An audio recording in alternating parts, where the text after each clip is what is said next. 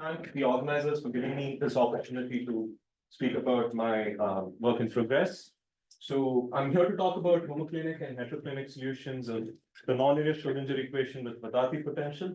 And this is in the context of resonant generation of dispersive shock waves.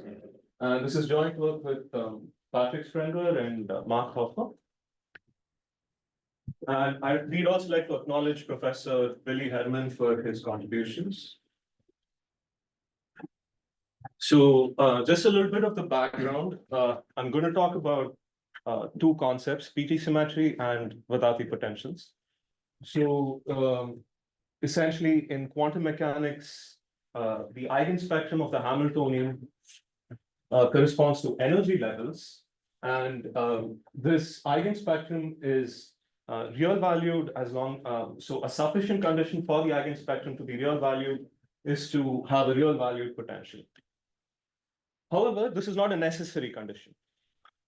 And indeed, an entire class of complex so-called pseudo-Hermitian potentials could be found, which possess various interesting symmetries and still do have a real eigenspectrum. So one class corresponds to PT symmetric potentials, which was, and this was laid out in the paper by Bender.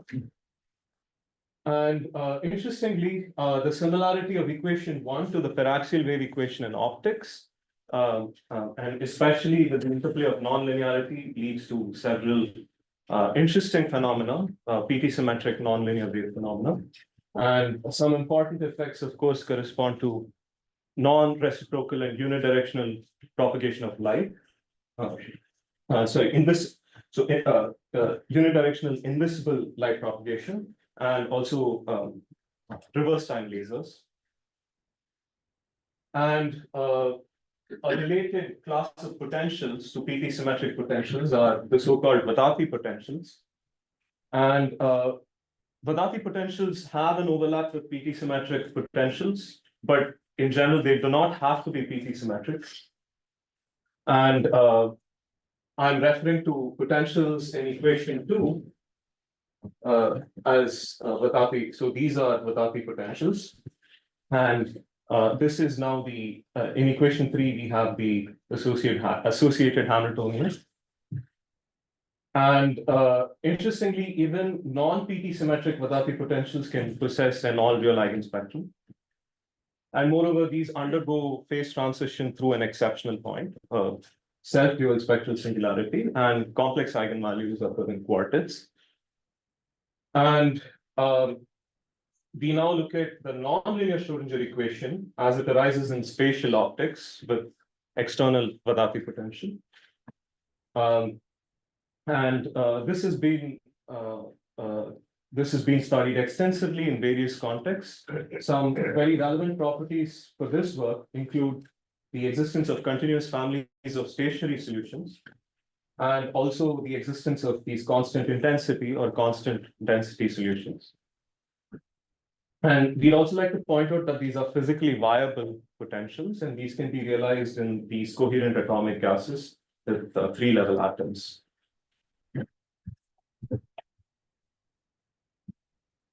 So just changing gears a little,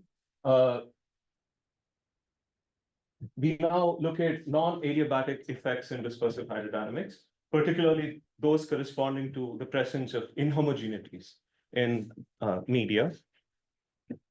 So, and we are in particular interested in the resonant generation of dispersive shock waves. So classical work in this context corresponds to the resonant flow of a stratified fluid over variable topography. And this was work by Grimshaw and Smythe in 1986, where they derived this post-KDD equation subject to a homogeneous initial condition. And they found that corresponding to this detuning parameter delta, which measures the closeness of the linear long wave speed to the basic flow speed, several flow regimes. And these correspond to the so-called subcritical flow regime, where these elevation type homoclinic modes are generated in the near field and only upstream propagating disturbances. And on the other end, this so-called supercritical flow regime, where the homoclinic modes are depression type modes, and with only downstream propagating disturbances. And then close to resonance, they observe this regime of transcriticality, where there are these heteroclinic solutions which connect upstream and downstream nonlinear wave trains. And depending on which side of the resonance condition we are on, either the upstream dispersive shock wave is attached or detached, or the downstream dispersive shock wave. So this in particular had some applications, particularly in the context of transcritical Bose-Einstein condensate flow. There was relevant experimental work by the group of Engels, and also some relevant theoretical work by Hakim and also Gennadi's group.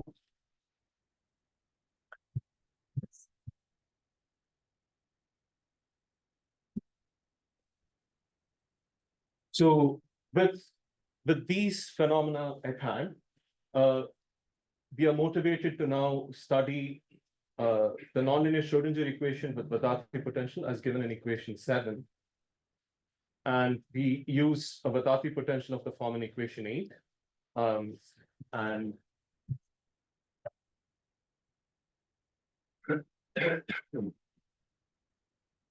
so essentially here we consider these localized potentials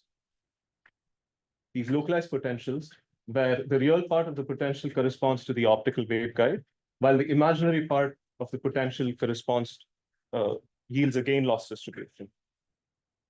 And we limit to the following assumptions of PT symmetry, so even inhomogeneity, and also an exponentially decaying inhomogeneity. And also this inhomogeneity has a single extremer at x equal to 0. And based on a scaling symmetry, we choose W at the peak of the potential to be 1.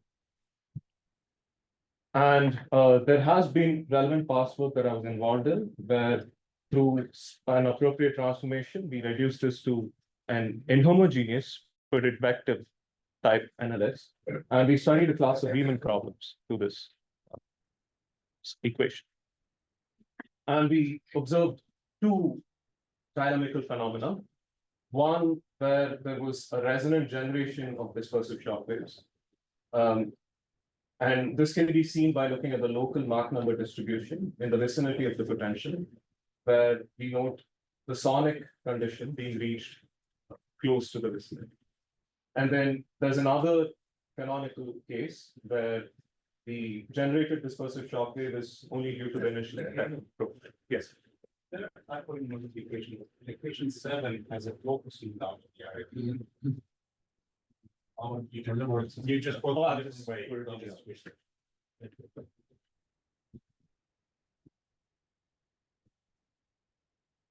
So for the rest of the work, we are going to be looking at this so-called one waveguide PT symmetric case.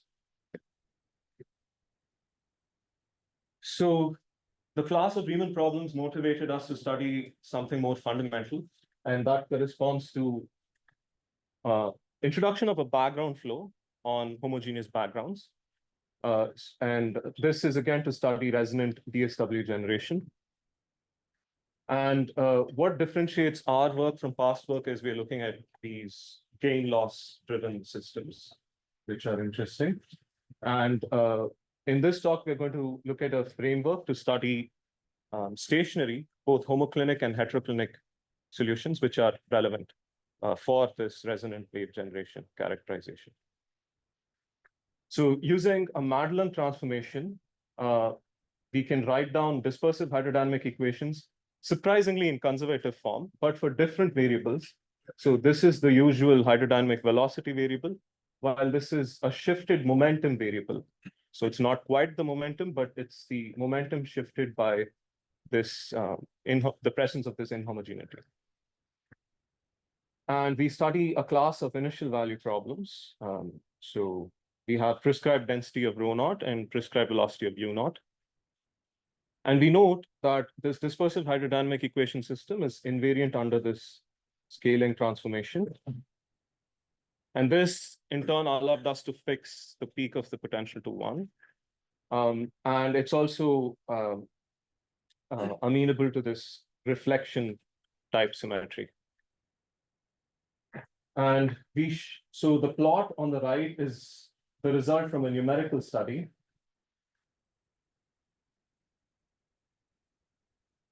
So the plot on the right is the result from a numerical study where we demarcated the U0 ρ0 plane into distinct regimes.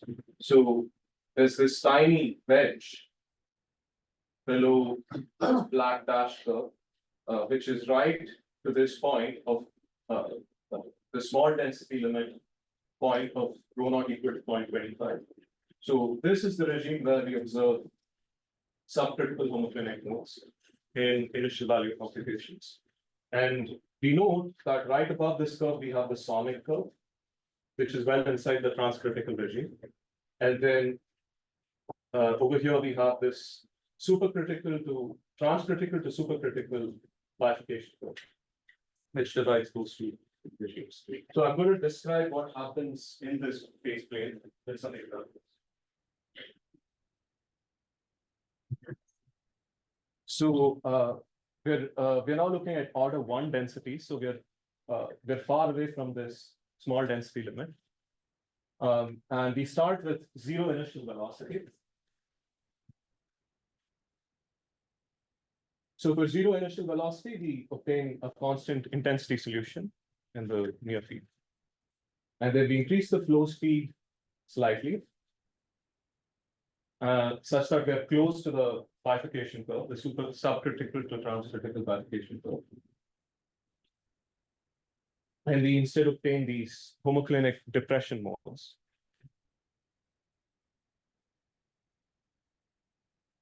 And now we move to within the transcritical regime.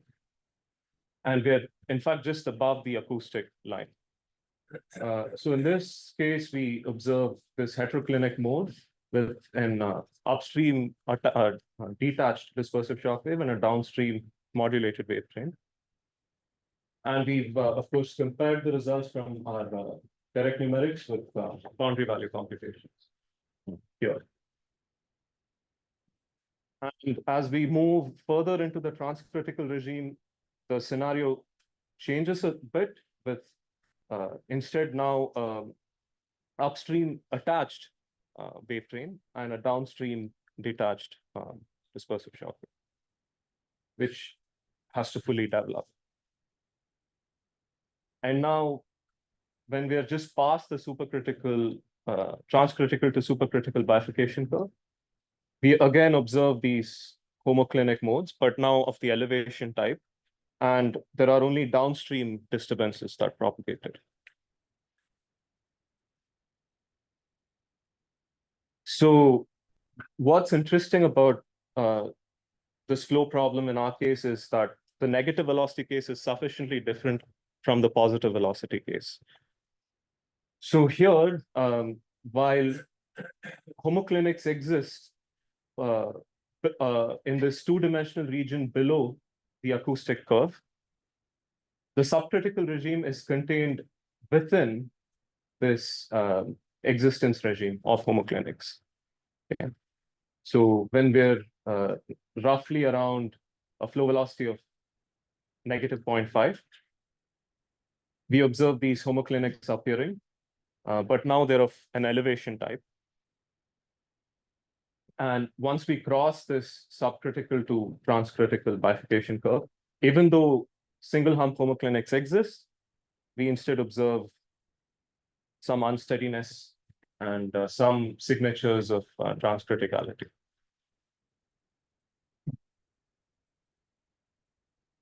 And as before, there is a distinct supercritical regime in the negative velocity case. The only difference now being that the modes are of depression type.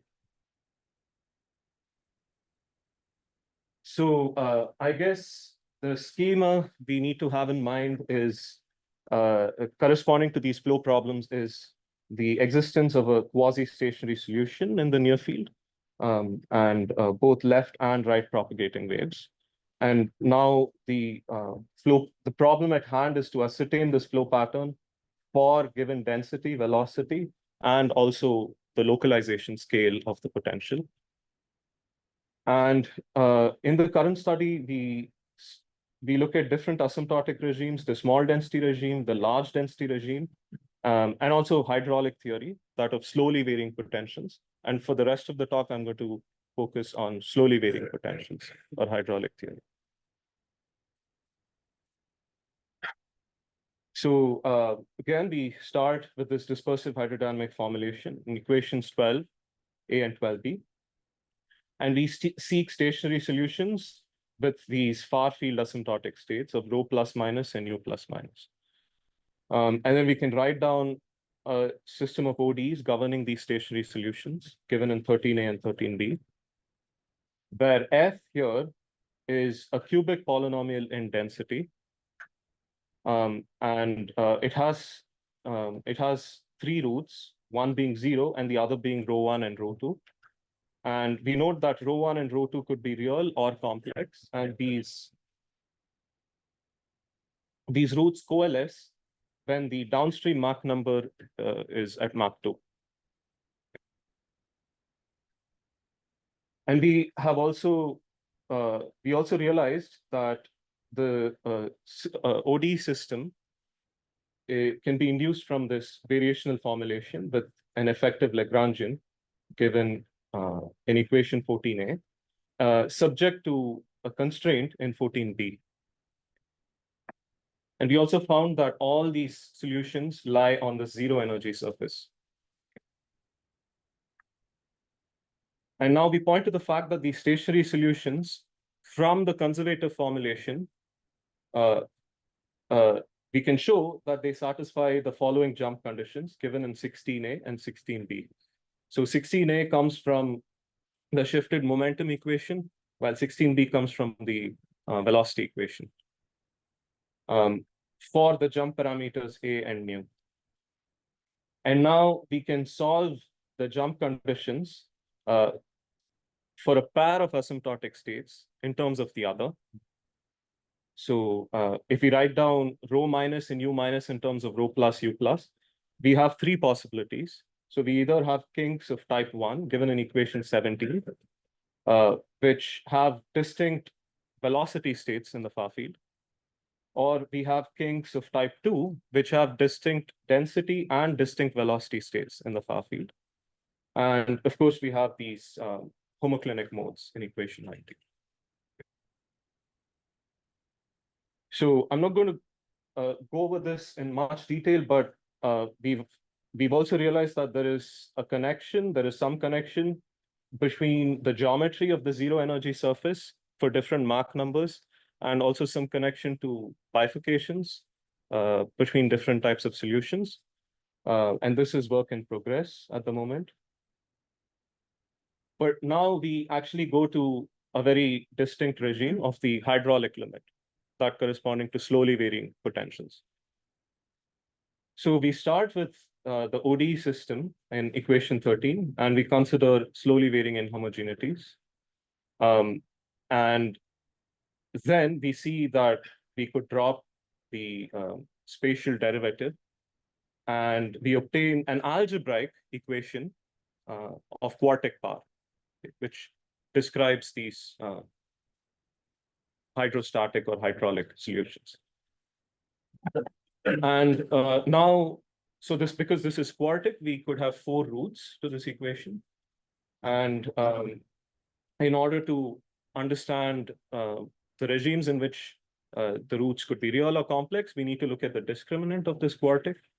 And because we have this symmetry associated with the inhomogeneity of that being a single hump pulse, we examine the sign of the discriminant only at the peak of the potential at x equal to 0. So we have the following possibilities. Either the discriminant at x equal to 0 is positive, which means we have four real roots or no real roots, or negative, in which case we have two real and two complex conjugate roots, and with 0, we have repeated roots. And now we plot the 0 contours of the discriminant. And we obtain the following curves. So the first curve is the subcritical to transcritical bifurcation curve, which is characterized by F3 of rho naught. The second curve is piecewise. So the first piece of the transcritical to supercritical bifurcation curve corresponds to the Mach 2 curve, while the second piece is characterized by F2. And we can write down asymptotically valid formulas for F2 and F3 in this small parameter epsilon, where epsilon is the ratio of the maximum, the extremum of the inhomogeneity to the speed of sound. And so below F3, we have this subcritical regime where we have these homoclinic modes. And above the, in this transcritical regime, there is an absence of homoclinic modes, while there's a presence of homoclinic modes again in the supercritical regime. So we just span the space of solutions for a fixed density. So we fix density at 3, say. And when we're well within the subcritical regime, the quartic has 4 roots, and we've plotted the 4 roots of the quartic here. So the red depression mode satisfies the correct boundary conditions. So that somehow describes the subcritical regime. And when we are right on top of the, when we're right on the bifurcation curve, 2 of the roots actually collide.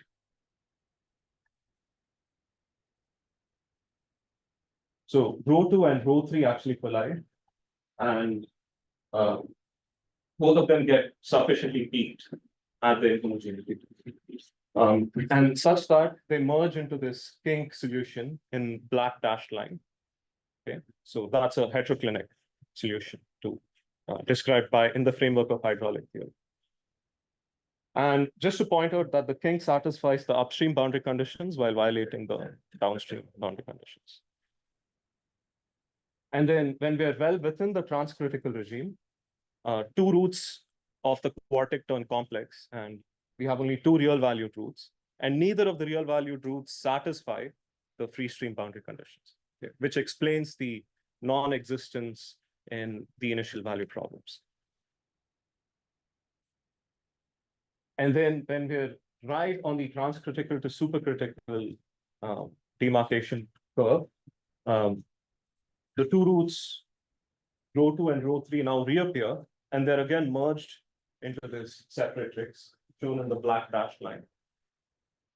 And now instead we satisfy the free stream boundary condition downstream while violating the upstream boundary condition. And in the supercritical regime, 2 roots again turn complex, but the root satisfying the correct boundary conditions now appears, and that's this elevation homoclinic.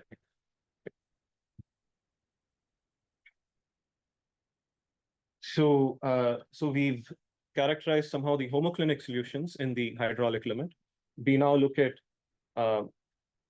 kink 2 solutions, which are relevant in the characterization of resonant flow in the hydraulic limit.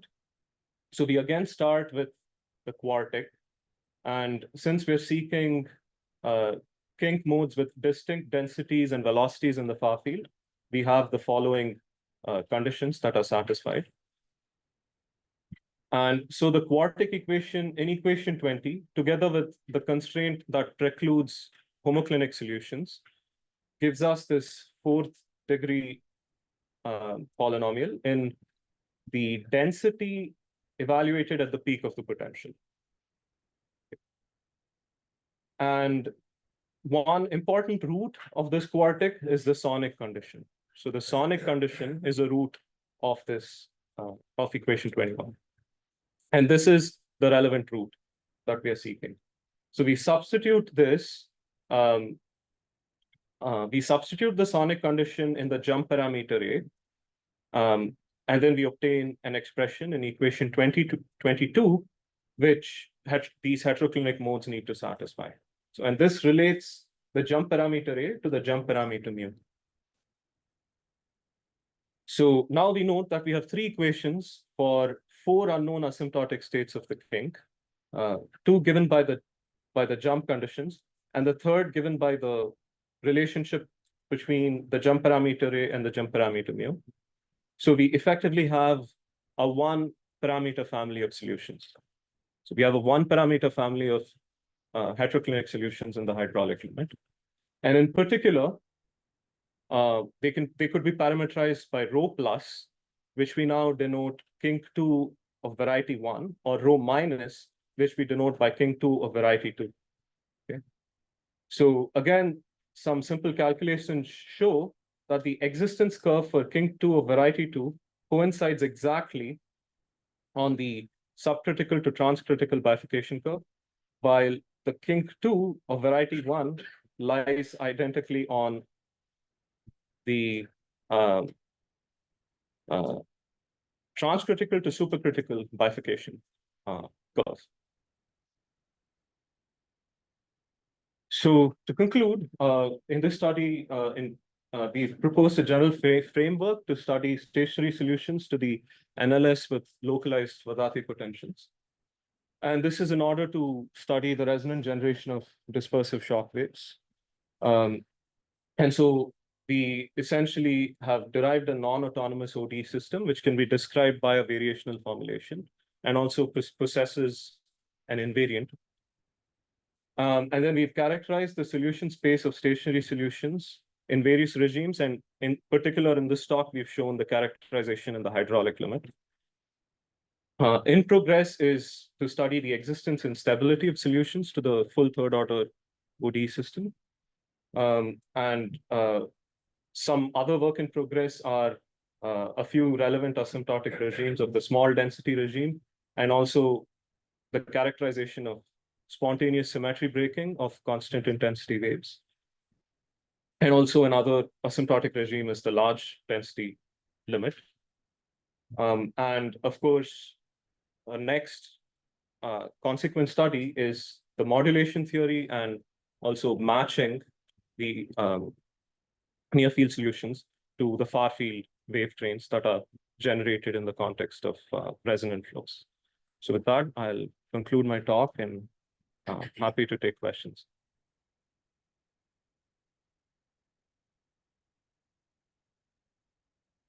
Do you have questions?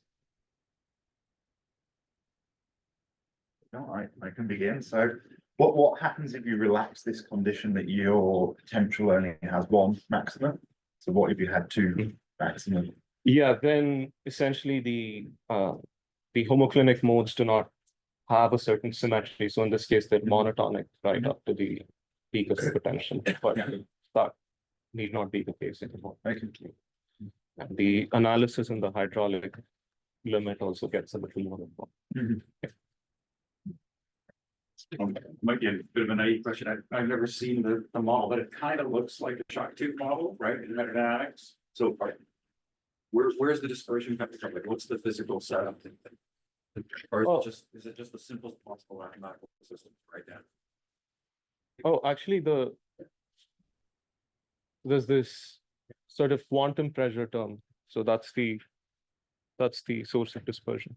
So it's like in defocusing analysis. Yes. In this actually, we probably put a formula for what you call the Wadati potential. Yes. Yeah, what does it look like? Yes. Sorry. So it's an equation 2. So the real part goes as the square of this function W, and the imaginary. The function that we use anything we like or It could be anything, but in what we are studying is even W, so even and localized. and you took for the simulations that we studied. Is that square type shape or? Yes, with a single edge.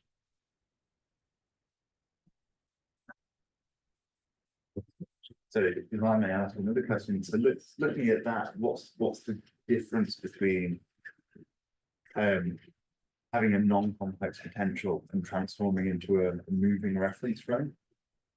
Is there a formal difference? So it looks like the I dw by the x term just applies a boost to the wave function, is that right? Or Probably not, because it appears as a, so it's inhomogeneous, so it's a coefficient of psi. So I guess you're thinking about something like that, but yes, yeah, so that looks like a boost. so that's a boost. Yeah, But that isn't. Okay. Are there any further questions? It's only your part, as you said, right, relatively it's probably then you could have four-way routes or more complex, right? But nowhere you've probably reasoned with four complex routes. Oh yeah, so we actually, so there was no region where we had four complex roots. So it was either four real or two complex. So that must be a difficult.